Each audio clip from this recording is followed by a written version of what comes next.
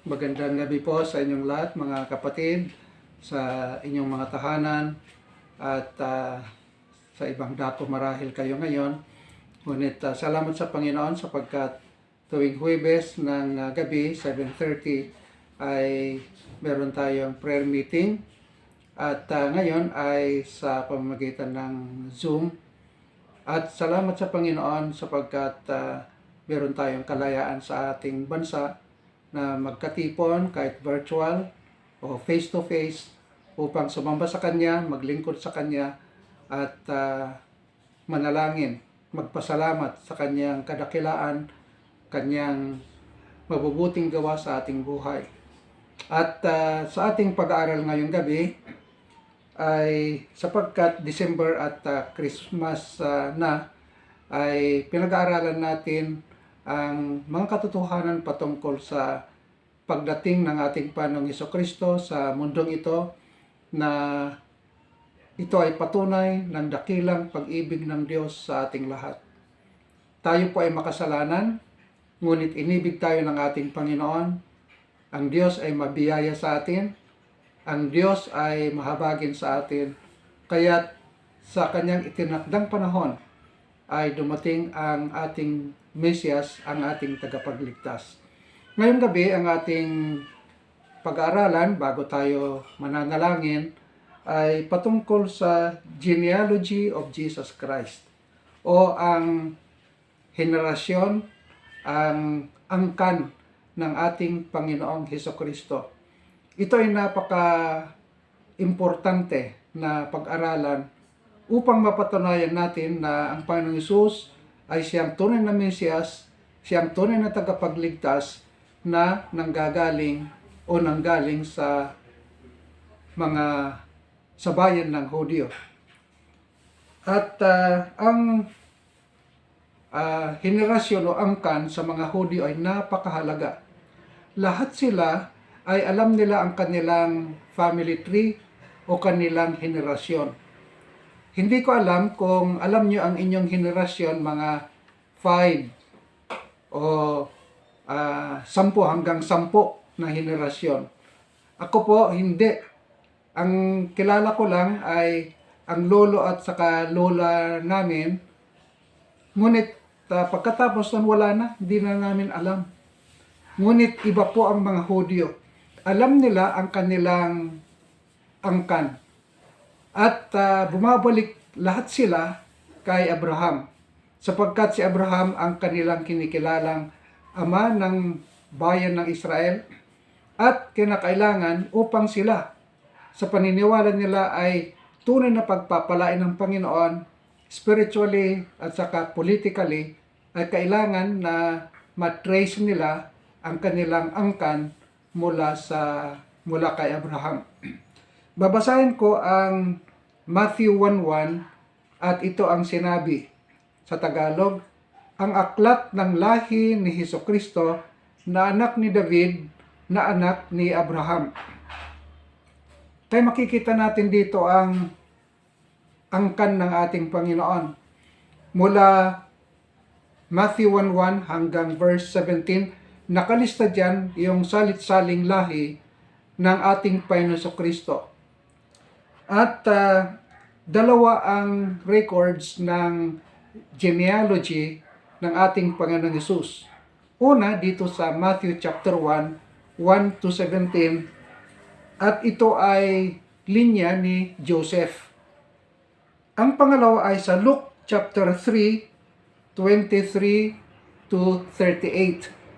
At doon naman ay lahi ng ating Panginoon sa pamamagitan ni Mary.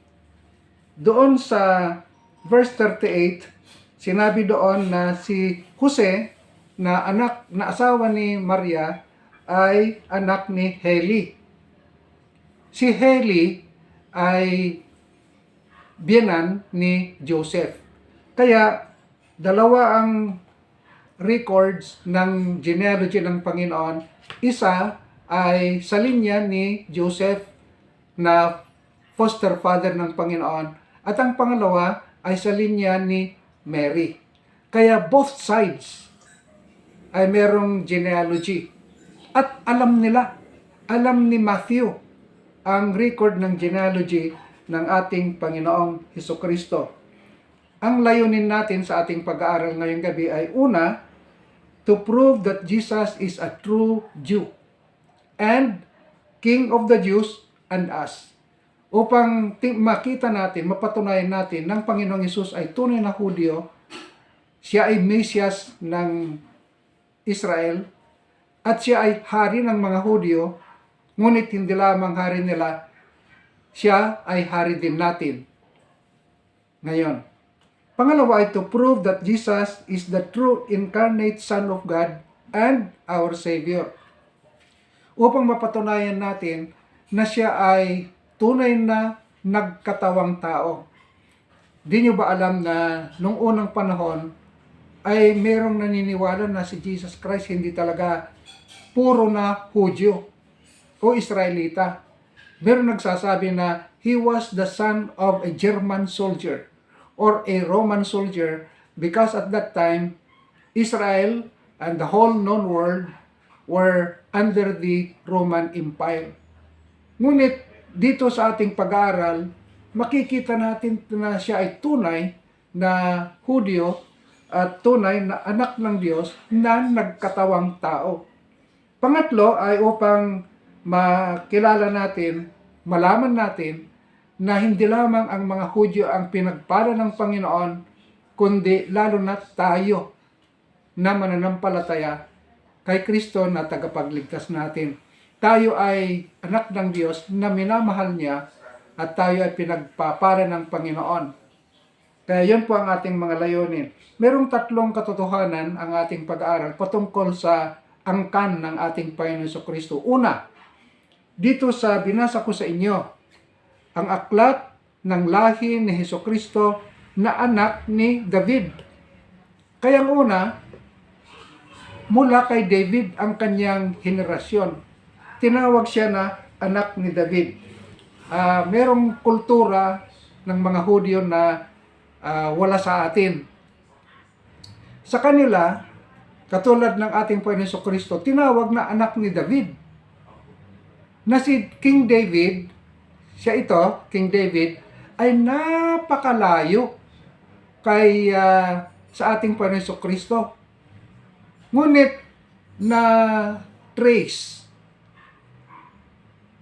mula kay David, kay tinatawag na anak ni David, ang ating Panginoong Jesucristo. Sa atin, ay hindi na natin sasabihin na napakalayo na henerasyon. Hindi na natin sinasabi na tayo ay anak ng hindi na natin kakilala. Pero sa kanila, hindi.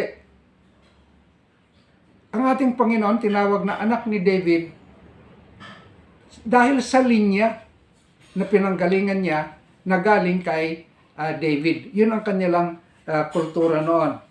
Ngunit ang tanong ay, bakit siya ay tinawag na anak ni David?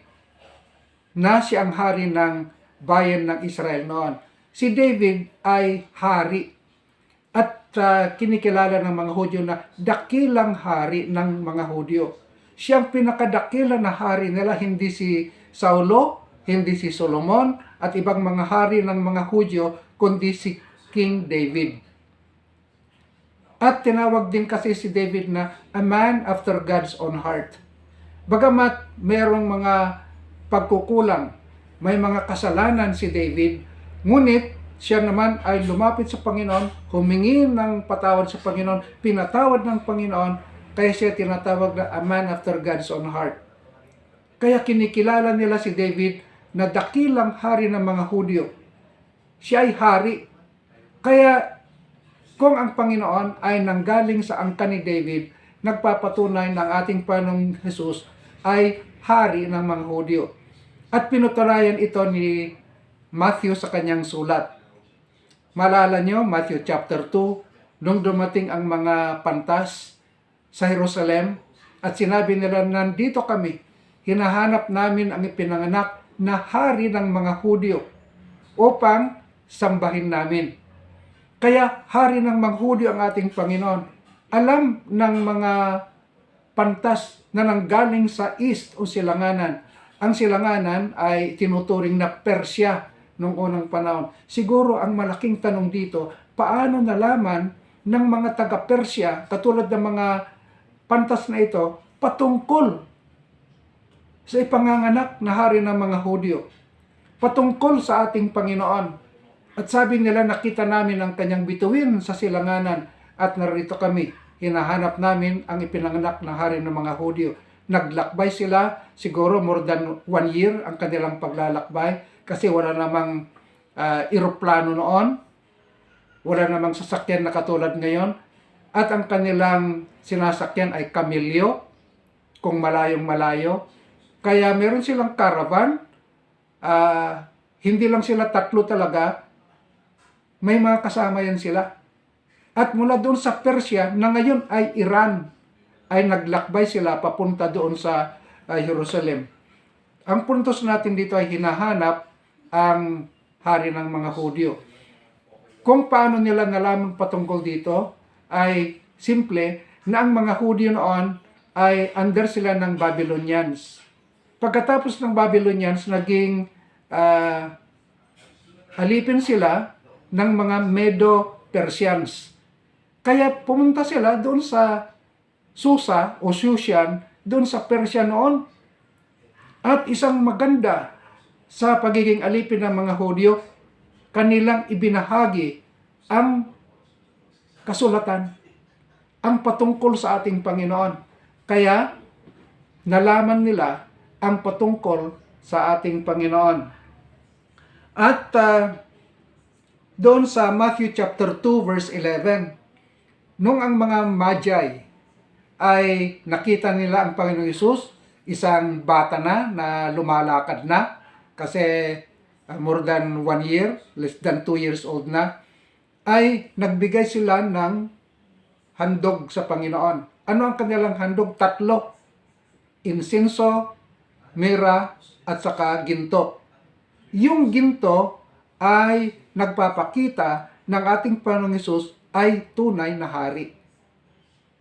Alam niyo, ang mga bahay ng mga hari noon, may ginto yan. At ang mga templo na ginagawa ng mga tao noon, katulad ni Solomon, may gold. Nagpapakita ng kanilang sinasamba ay hari nila. At sa Matthew chapter 21, tinatawag natin na Domingo de Ramos o Triumphal Entry of Jesus Christ to Jerusalem, ay ang tawag ng mga Hudyo ay siya, Hosana, pagpalain ang anak ni David. Kinilala nila sa maikling panahon na ang ating Panginoong Hesus ay hari. Kaya nga lang, hindi naging tunay na hari sa kanilang mga puso sapagkat pagka-Biyernes ay kanilang ipinako sa krus ang ating Panginoong Hesukristo. King of the Jews, yun din ang issue doon sa trial ng Panginoon, Matthew chapter 27 verse 11. Ang sabi ni Pilato, ang tanong niya, ikaw ba ay ang hari ng mga Hudyo? Ang sagot ng Panginoon, sinabi mo na. Kung minsan din natin maintindihan yon. Nagtatanong si Pilato, tapos sabi ng Panginoon, sinabi mo na. Pero ganito ang tanong ni Pilato dapat na pagka-translate. Ikaw ang hari ng mga Hudyo, di ba? Yun ang tanong talaga doon. Hindi yung, ikaw bang hari ng mga Hudyo? Ang sagot yan, oo o hindi. Ngunit ang doon sa original, ikaw ang hari ng mga Hudyo, di ba? Kaya sabi ng Panginoon, sinabi mo na. Kaya nung ipinako ang Panginoon, doon sa krus, inilagay doon ni Pilato sa 3 lingwahe, Hebreo, Latin o Roman, at saka Greek. Nanong inilagay doon, Jesus Nazarenos Rex Iudaeorum. This is Jesus of Nazareth, King of the Jews. Kaya pinatutunayan ni Matthew at napatunayan sa mga discussions ng ating Panginoong Hesus ay hari ng mga Hudyo. Bakit? Sapagkat galing sa angkan ni Haring David. Siya ang hari ng mga Hudyo, ngunit hindi nila tinanggap na talagang hari ng mga Hudyo. meron ilan lamang na tumanggap sa Kanya, mga alagad at iba pa. Ngunit tayo ngayon, salamat sa Panginoon, sapagkat nakilala natin ang hari ng mga Hudyo at hindi lamang hari ng mga Hudyo, kundi hari ng ating mga puso sa pagkilala sa Kanya na tagapagligtas natin. At bilang hari ng ating buhay, siya ang ating taus-pusong sambahin at paglingkuran.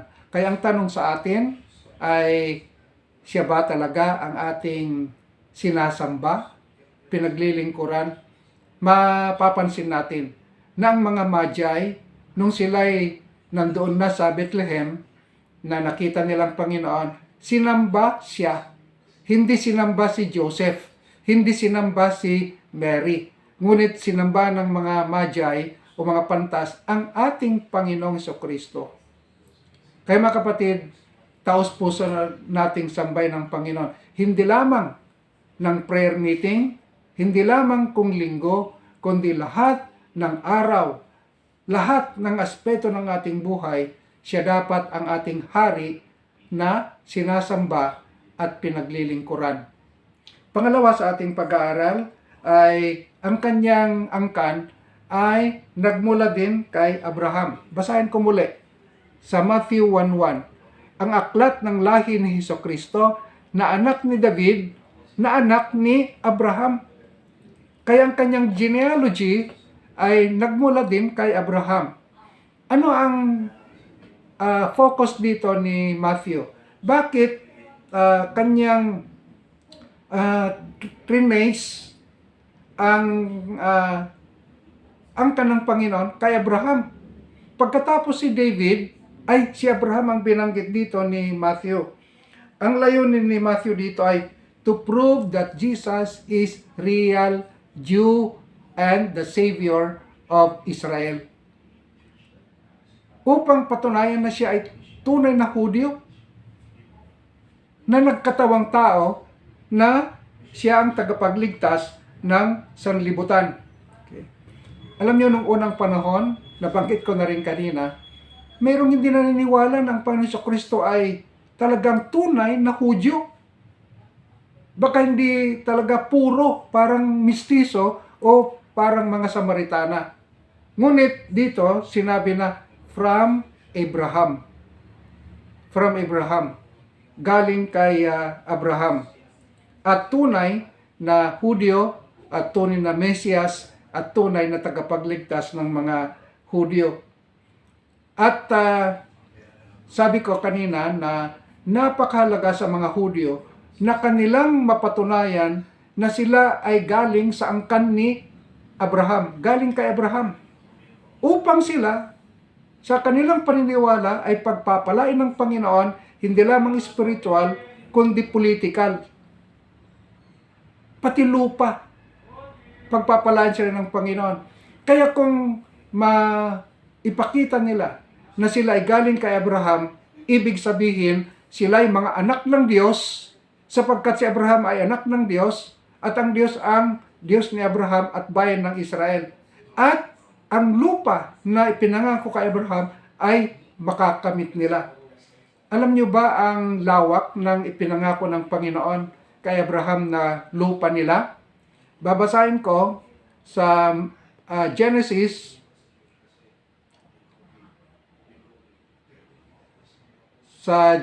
chapter 15. Nandito ang pangako ng Panginoon, verse 17. Nandito ang pangako ng Panginoon ng lawak ng lupa na ipinangako ng Panginoon sa kanila. At talagang paniniwala nila, ibibigay talaga yun sapagkat yun ay pangako ng Panginoon kay Abraham. Basahin ko sa Genesis chapter 15, 17. At nangyari na paglubog ng araw at pagdilim narito ang isang hornong umuusok at ang isang tanglaw na nagniningas na dumaan sa gitna ng mga hinating hayop. Nang araw na iyon, ang Panginoon ay nakipagtipan kay Abraham na nagsabi, sa iyong binhi, ibinigay ko ang lupaing ito mula sa ilog ng Ehipto hanggang sa malaking ilog na ilog Euphrates. Ang mga Kineo, ang mga Keneseo, ang mga Kadmoneo, ang mga Hiteo, ang mga Ferizeo, ang mga Rephaemeto, at ang mga Amoreo, at ang mga Cananeo, at ang mga Gergeseo, at ang mga Jebuseo. Ito ang mga tao na nakatira sa Kanaan noon. Noong ang mga Hudyo nandoon sa Ehipto. Ngunit sabi ng Panginoon kay Abraham, ibabalik ko kayo. Ibabalik ko ang iyong angkan, ang Israel. At kukunin nila ang lupa na ipinangako ko sa kanila. Napakalawak. Ngayon, ano ba ang area ng Israel ngayon? About 200 miles long at saka about 100 miles wide. Mas malaki pa po ang Luzon kaysa Israel ngayon. At kailanman hindi pa nila nakamtan yung ipinangako ng Panginoon sa kanila. Anong kalawak? Mula sa Ehipto hanggang Saudi Arabia, hanggang doon sa Israel kanila, hanggang doon sa Jordan, hanggang doon sa Syria, Lebanon, bahagi ng Turkey, hanggang doon sa Iraq. Ang River Euphrates ay sa Iraq yon. Yun ang pangako ng Panginoon ibibigay sa kanila. Kaya importante ang henerasyon o angkan sa mga Hudyo sapagkat yun ang kanilang makamtan. Talagang hinihintay nila yon. Ang tanong siguro ay, kailan makakamtan ng mga Hudyo ang lupang pangako ng Panginoon sa kanila? Ang sagot ay millennium. Millennium. Sa ngayon, wala. Ngunit sa millennium ay ibibigay ng Panginoon yung lawak na yon sa kanila, special. Yun ang tinatawag sa pinag-aaralan natin sa social studies na Fertile Crescent Region. Yun talaga ang mataba na lupa, maganda na lupa yon. And that is the promise of the Lord to them. Kaya nga lang ganito ang naging problema. Naniniwalang mga Hudyo na sila ay galing kay Abraham at dahil si Abraham ay anak ng Diyos, sila rin ay mga anak ng Diyos. Ngunit alam niyo doon sa John chapter 8, John chapter 8, nangaral ang Panginoon sa kanila, sabi nila, hindi kami naniniwala sa iyo na kami sasampalataya sa iyo para maging anak kami ng Diyos. Kami ay anak ni Abraham, kaya kami ay anak ng Diyos. Ngunit alam niyo ang napaka-tindi, napaka-sakit, nakakatakot na binanggit ng Panginoon, kayo ay sa inyong amang dyablo. Bakit? Hindi kayo naniniwala sa akin, nasugo ng Diyos. Kailangan maniwala kayo sa akin. Sumpalataya kayo sa akin. Kung hindi, sabi niya, hindi kayo anak ng Diyos, kayo ay sa inyong amang dyablo sa John 8 chapter 8 verse 44. Anong application nito mga kapatid? Ang application nito ay kinilala ng mga Hudyo na si Kristo ay Hudyo, ngunit hindi siya Mesiyas at tagapagligtas. Sa atin, salamat sa Panginoon, kinilala natin na siya ay Mesiyas, kinilala natin na siya ay tunay na Hudyo, nanggaling kay Juda, galing kay Abraham, na siya ay nagkatawang tao upang siya ang ating tagapagligtas. Ang tanong ngayong gabi ay, kinilala na ba natin si Kristo na ating tagapagligtas, Panginoon, at Diyos na ating sinasamba at pinaglilingkuran?